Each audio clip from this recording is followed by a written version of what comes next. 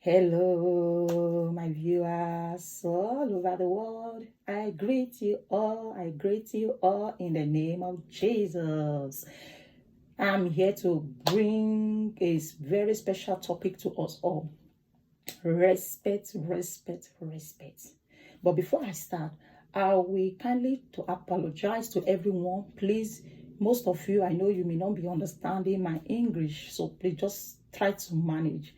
I try many times on my video to use the Pidgin English. I speak Pidgin English very well, but on the video, I'm not comfortable with it. I stammer whenever I'm using it, so I decided to be using this. Maybe I will train myself to that extent.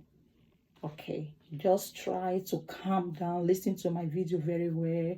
Maybe when you listen attentively, you will pick something that is very important. Okay, don't mind the English, don't mind the grammar. Just try to pick some word that may help you.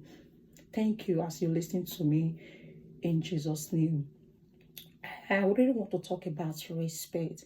I found out most of us will lack respect in our marriages, in our home, in our working place, in our environment. We lack respect. Okay, as a godly woman, what God needs from us, we need to respect one another. Look at the book, Sarah, the story of Sarah in the Bible. She called her husband, my Lord. That is respect. So as a married woman, you as a married woman, listening to me right now, you can't just be going to church. Outside there, you are respecting people.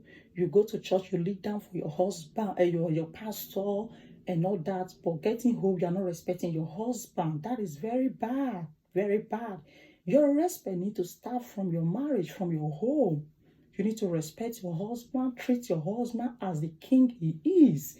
It's not a bad thing for you to call your husband your Lord. That is respect. Sarah is one of the examples in the Bible.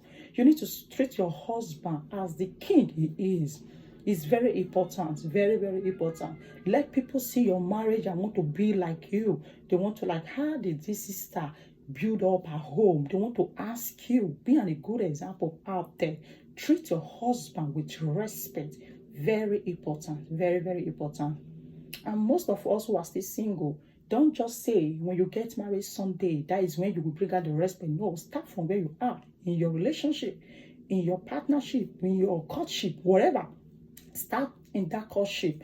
So when you get married, let the man know who you are before he married you. Bring that respect out. Respect one another. Very important. Okay. Then my third point is this.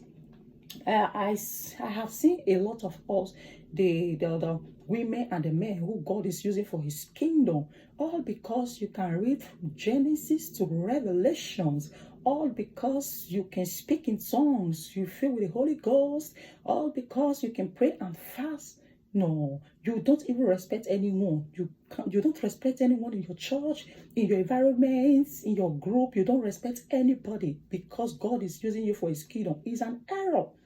No matter the position God has placed you, no matter how you are gifted, you still have to respect. You still have to respect one another. Don't lack that respect. Respect those that senior you. Give them the respect they deserve. Okay, whenever anybody is talking to you, giving you a counseling, calm down and listen to that person. Don't just think because you are gifted and anointed, no man, nobody can talk to you anymore. Please calm down and respect. Okay? Respect one another. Don't just come to social media, don't come out and just think you are a saint when you are not. Start the respect wherever you are is very important. Then to the family, those of us who are in abroad, who are in Europe, wherever you are in abroad, you don't eat because you have money, or because you have cars, you have wealth. Even your junior ones cannot even talk to you. They are afraid to talk to you. Is a very bad thing. Respect them no matter the wealth you think you have. Still respect your parents, still respect your elders, still respect your senior. Greet them with respect. Most of us, even when we see our elders on the train, in the bus, we don't even greet. What? It's very bad. Greet the way you know how to greet, like me. I don't know. Many people have been saying that I greet too much. No one can change it. That is me. It's inside me. It's part of me. I have tried to slow down, but this is me. I have to be me. I have to be me. We have to be very careful, because I was brought up in Lagos. You know how Yoruba people do greet, but that is not because you are worshiping there. No, that is the way I know. I understand that we can demonstrate the respect to our elders. So please, let's respect one another. Let's calm down and respect one another, which is very, very important. And God will never abandon those who really respect one another. Don't say because this sister or this brother, she's little, she doesn't have anything, so who is she to talk? So no, don't neglect anyone. Let's respect one another. Let's hear one another opinion, and God will give us the spirit to tolerate each other, which is very, very important. Respect is very important. Very, very important. So you, that lady, you, that brother that is listening to this video right now, you worship your pastor as your God. Your pastor is not your God. He's not your God. Give your pastor the respect he deserves, but he's not your God. So if you are that woman, you respect your pastor more than your own husband. Have a rethink of mind. The Bible did not say your pastor is your head. The Bible, the scripture said, as Christ is the head of the church, your own husband is your head of the body. Respect your husband. God bless us all in Jesus' name. Amen.